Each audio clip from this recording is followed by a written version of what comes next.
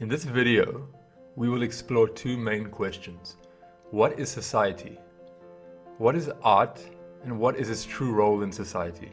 For some reason, we hardly ever ponder such things, content to leave it to leaders, historical scholars, philosophers, and the like.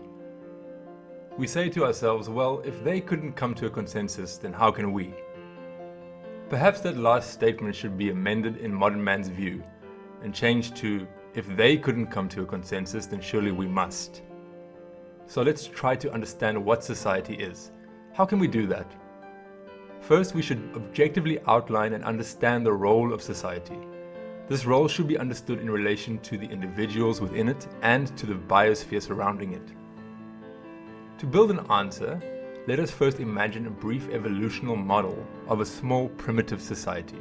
It's situated in a specific environment. This environment puts specific pressures on it. For example, the danger of predators, changing of the seasons, access to food and water, the potential existence of enemies, and on an individual level, the rest of society itself as a part of his environment. So in this environment, society has goals. The primary goal is to survive and thrive in a common sense. The success of this goal lays the grounds for the main goal, which is the essential mission of being. So imagine the level of technology and culture is zero, and we need to survive in nature. Let's say we live in a seasonal climate. We have spring, summer, autumn, winter. This means that in summer, we must prepare for the environmental pressures of winter. We need shelter from the cold, stored food to last us for this period, fuel for fires, material for clothes, and so on. For this, society divides into groups in order to fulfill these tasks, including groups designated to satisfying current needs. So society becomes a group of productive forces for the common interest. At this level of development, a specific and limited group of professions emerges. We get hunters and fishermen, lumberjacks, teachers, blacksmiths, guards, etc. Everything which is essential to the flourishing of life in this society is produced by its members. This means that there's no need for money. Everyone produces something that is useful to the rest of society and gets what he needs in turn. Here we have to emphasize that this is nothing like individualism, because everyone works for society and society works for everyone in order to survive. This is harmonious living, or true communism. This is not political or ideological. It is nothing more or less than a dictate of nature. This law is objectively justified because one person without the support of society simply cannot survive in nature alone. If you look at it so simply, it's easy to see that the conception of individualism is actually dangerous for society because it takes away from its ability to overcome environmental pressure. Homo sapiens as a species would become extinct. Back to the main topic. Cause and effect. The logical effect of the mentioned causes is the growth of society. When this happens, exchanging goods becomes more complicated and needs to be simplified. Thus, markets appear. Markets provide convenience for producers and consumers, and a common place for the exchange of their goods. However, society keeps growing, and naturally so does the list of goods and the volume of production. So an adjustment needs to be made to keep the exchange of goods simple. A farmer with only cows as currency might find it a little difficult to buy some beans at the market. So you see, the need arises for some kind of token, a symbol of your products. This is money. Throughout history, this token has changed. For example, salt, cowrie shells, wheat and other cereals, precious metals and gemstones, leather, and so on. So now we have a society that has expanded, whose general cultures and technologies have changed, but not the main tasks.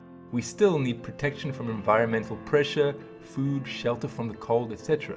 So, the productive forces still play the essential role in the thriving of society. A successful society survives, grows, and becomes secure, stable.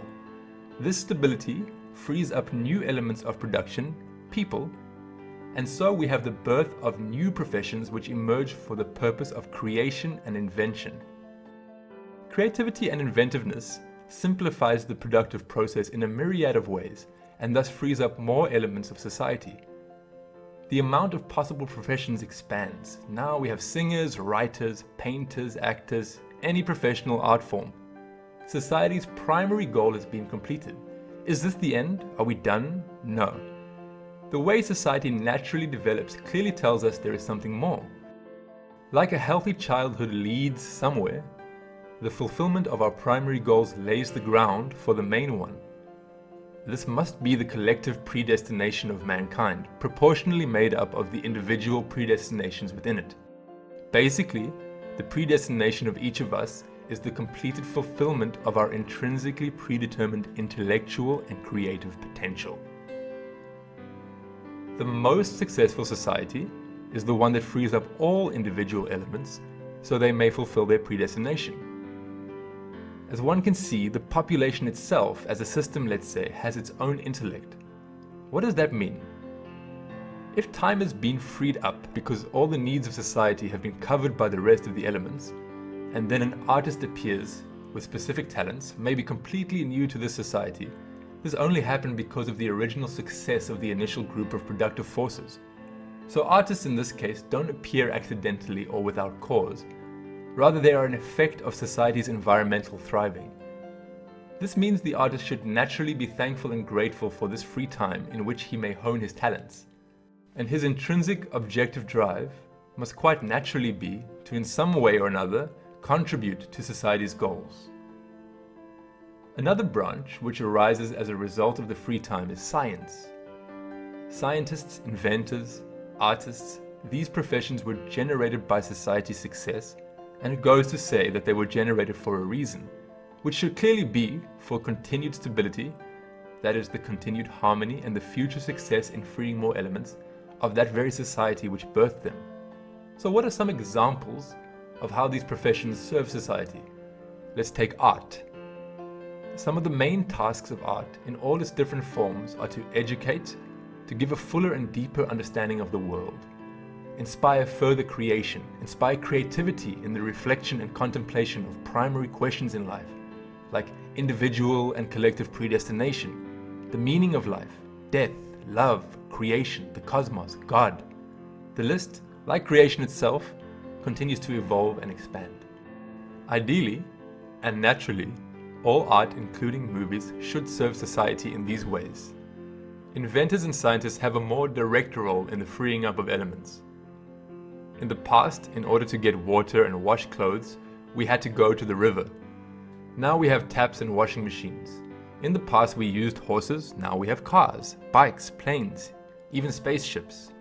This list, of course, goes on and on into the realms of psychology, technology, biology, and so on. All this development happened over many years, and now we have the following.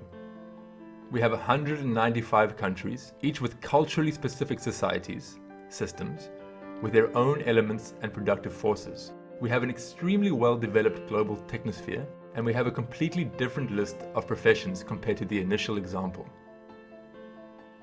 From this point of view, let's look into the topic of globalization.